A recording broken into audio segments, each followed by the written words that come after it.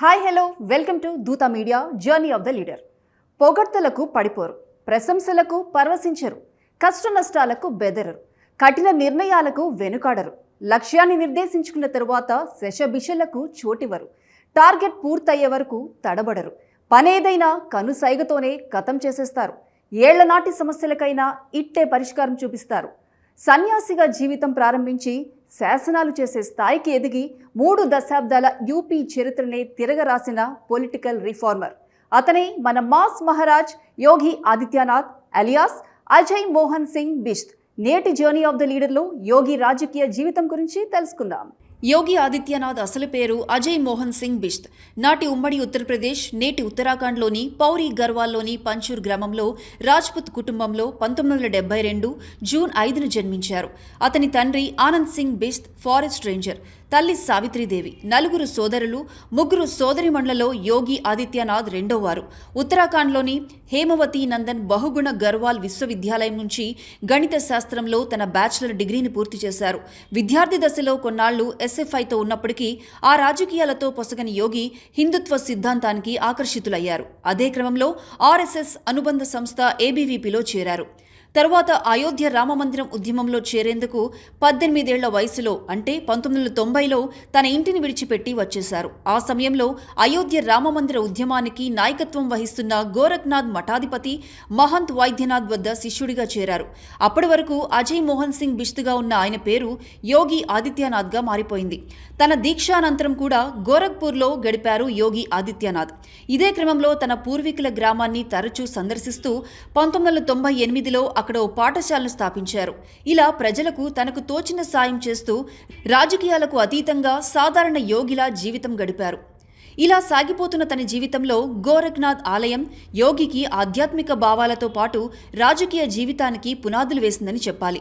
తన గురువు మహంత్ వైద్యనాథ్ వద్ద రాజకీయాల్లో ఓనమాలు నేర్చుకున్నారు యోగి.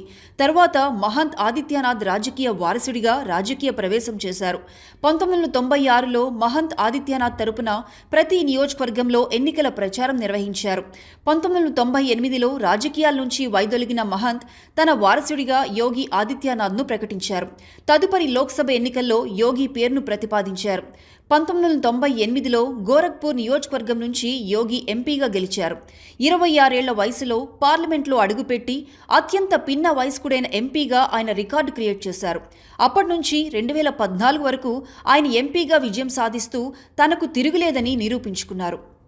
ఇదే సమయంలో గోరఖ్నాథ్ మఠ ఆలయ ప్రధాన పూజారి, ఆధ్యాత్మిక గురువు మహంత్ అవైద్యనాథ్ మృతి చెందారు. దీంతో 2014 సెప్టెంబర్లో ఆలయ ప్రధాన పూజారిగా యోగి బాధ్యతలు స్వీకరించారు. హిందుత్వ భావజాలంతో దూకుడుగా వ్యవహరించే యోగి ఆదిత్యనాథ్ 1999లో హిందూ యువ వాహిని అనే సంస్థను ఏర్పాటు చేశారు. పేరుకు సాంస్కృతిక సంస్థ అయినప్పటికీ అది నిర్వహించిన కార్యక్రమాలపై విమర్శలు, ఆరోపణలు ఉన్నాయి. 2002, 2007 ఉత్తరప్రదేశ్ అసెంబ్లీ ఎన్నికల సమయాల్లో బీజేపీతో విభేదాలు బగ్గుమన్నాయి. గోరఖ్పూర్ ప్రాంతంలో తాను సూచించిన అభ్యర్థులకే టికెట్లు ఇవ్వాలని యోగి పట్టుపట్టడమే ఇందుకు కారణమని చెబుతారు.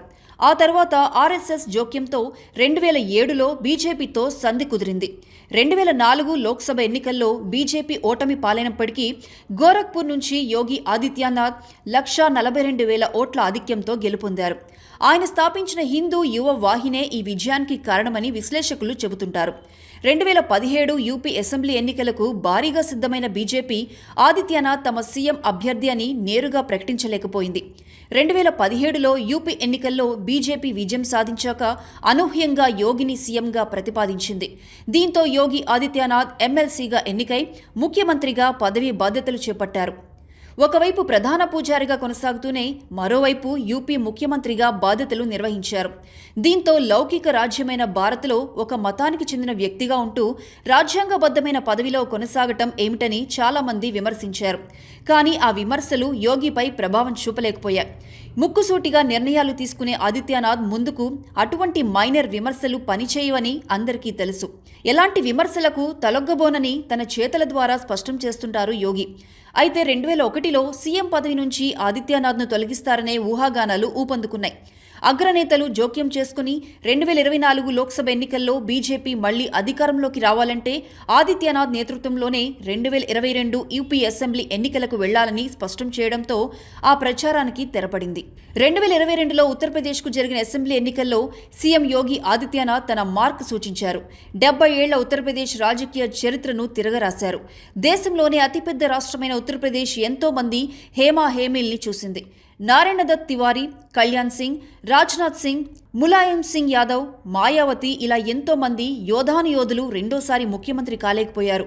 కానీ ఆ అసాధ్యాన్ని అత్యంత ఈజీగా సుసాధ్యం చేసి చూపించారు యోగి ఆదిత్యనాథ్.